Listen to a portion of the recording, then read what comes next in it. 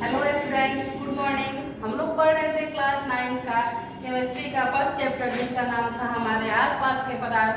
तो उसमें हम लोग अभ्यास के प्रश्न कर रहे थे और इसके पिछले वाले वीडियो में हमने अभ्यास के प्रश्न 5 तक कंप्लीट कर लिए थे और अभ्यास के प्रश्न का ये क्वेश्चन नंबर 6 है।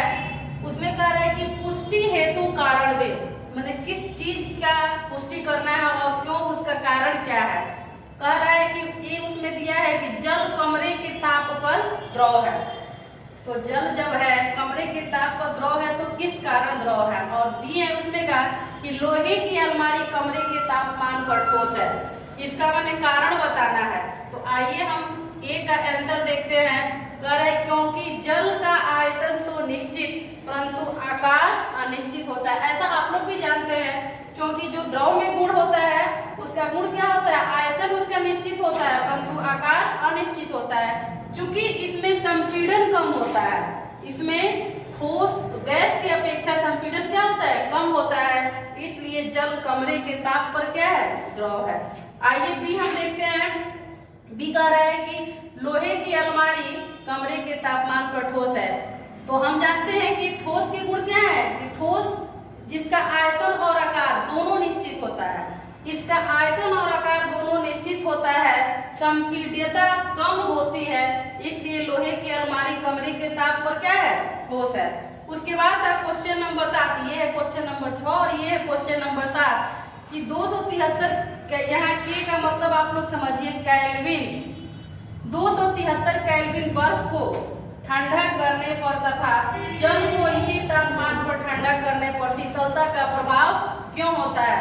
तो शीतलता का प्रभाव इसलिए होगा क्योंकि इसमें गुप्त ऊष्मा की ज्यादा आवश्यकता होती है, इसलिए ये ठंडा होगा। इसमें गुप्त ऊष्मा की आवश्यकता बहुत ज्यादा होती है। इसके बाद हम एक और क्वेश्चन नंबर 8 है, उसको देख लेते हैं।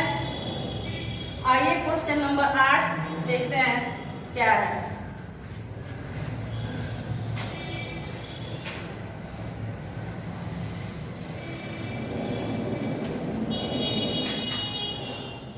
क्वेश्चन नंबर 8 है उबलते हुए जल अथवा भाप में से। क्वेश्चन नंबर 8 उबलते हुए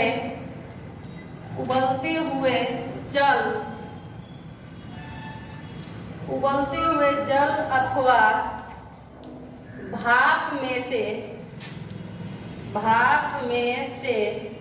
उबलते हुए जल अथवा भाप में से जलने की तीव्रता किसमें अधिक होगी। जलने की तीव्रता किसमें अधिक होगी, किसमें अधिक होगी। आइए हम इसके आंसर को जानते हैं।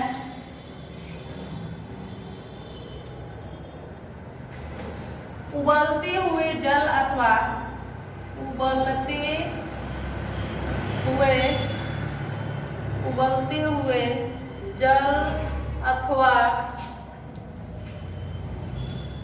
भाप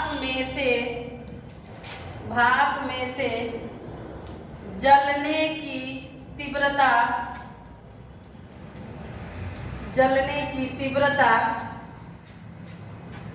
उबलते जल अथवा भाप में से जलने की तीव्रता भाप में ज्यादा होगी, भाप में अधिक होगी, भाप में अधिक होगी। और एक क्वेश्चन है दाब में परिवर्तन। आप लोग इसको देख लीजिए एक बार कि दाब में परिवर्तन। इसके बाद इसी पे एक और क्वेश्चन है, उसको हम लोग करेंगे। यहाँ हम कर लेते हैं दाब में परिवर्तन। सबसे पहले हम यहाँ बनाते हैं ठोस, इसमें लिख देते हैं ठोस। उसके बाद होगा ऊपर यहाँ समझ लीजिए ये है द्रव और फिर यहाँ कर देते हैं हम लोग गैस। इसको भी ऐसे घेर देते हैं। उसके बाद देखिए जब ठोस से द्रव फिर द्रव से गैस बनता है और गैस से सीधे ठोस।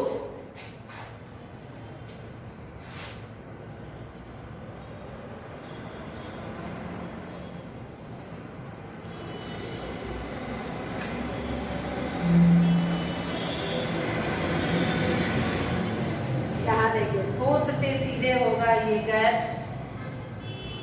ये अब देखिए ठोस, द्रव और गैस। जब हम लोग ठोस को संगलन कह रहा है, संगलन, ठोस को कह रहा है संगलन, माने गर्म करते हैं तो किस रूप में परिवर्तित हो जाता है? द्रव में। और जब द्रव को हम लोग वाष्पीकृत, यहाँ लिख देते हैं वाष्पीकरण, यहाँ हो गया वाष्पीकरण। जब ठोस को गर्म करते हैं तो द्रव में परिवर्तित होता है और जब द्रव को गर्म करते हैं तो वाष्पीकरण की प्रक्रिया होती है और वह द्रव क्या हो जाता है? गैस में परिवर्तित हो जाता है। और ठोस से सीधे गैस में परिवर्तन होना कहलाता है ऊर्ध्वपातन। ऊर्ध्वपातन कहलाता है, यानी बिना द्रव में बदले जो पदार्थ सीधे गैस में परिवर्तित हो जाता है उसे हम लोग क्या कहते हैं? ऊर्ध्वपातन कहते हैं। अब देखिए संघनन की प्रक्रिया के द्वारा, संघनन की प्रक्रिया द्वारा गैस को हम लोग किस रूप में परिवर्तित कर देते हैं? द्रव के रूप में। और द्रव को यहाँ लिख देते हैं जमना। और फिर द्रव को जब हम लोग ठोस में परिवर्तित करना है तो वहां हम लोग कौन सी प्रक्रिया करते हैं? द्रव को क्या कर देते हैं? जमा देते हैं। तो द्रव क्या हो जाता है? बर्फ के रूप में हो जाता है। और बर्फ क्या है? ठोस है। और देखिए गैस से सीधे ठोस, यहाँ तो ठोस से सीधे गैस हो गया। अब यहाँ देखिए गैस से सीधे ठोस में कहलाता है निक्षेपण। निक्षेपण कहलाता है। तो ये था ताप में परिवर्तन हम करते हैं तो उसमें वह प्रक्रिया क्या कहलाती है? ठोस से द्रव में बदलना संगलन, द्रव से गैस में बदलना वाष्पीकरण, ठोस से सीधे गैस में बदलना ऊर्ध्वपातन, उसके बाद गैस से द्रव में परिवर्तित होना संघनन, द्रव से ठोस में परिवर्तित होना जमना और फिर गैस से ठोस में परिवर्तन होना उसको कहते हैं हम लोग निक्षेपण। तो ये था दाब में परिवर्तन। आइए हम कुछ 2-3 पॉइंट्स को लिखाते हैं जो आप लोग के लिए आवश्यक है। एलपीजी का फुल फॉर्म तो आप लोग जानते ही हैं। एलपीजी का फुल फॉर्म लिक्विड,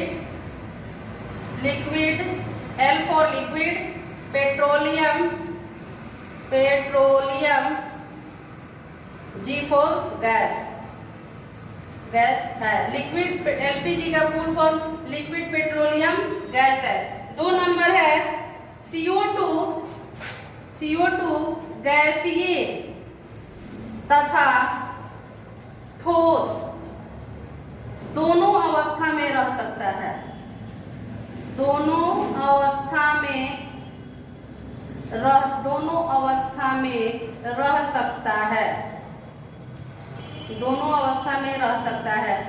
यह CO2 यानी कार्बन डाइऑक्साइड है, ये तो गैस के रूप में है ही, लेकिन यह जब ठोस के रूप में होता है तो इसको हम लोग कहते हैं शुष्क बर्फ। इसको हम लोग क्या कहते हैं? शुष्क बर्फ कहते हैं। सी नंबर है तापमान की एसआई इकाई, तापमान की एसआई इकाई केल्विन होती है।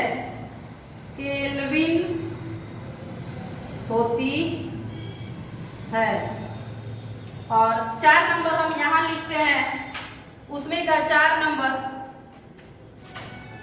0 डिग्री सी बराबर होता है 273 केल्विन। एक और 4 5वां पानी तीनों अवस्था में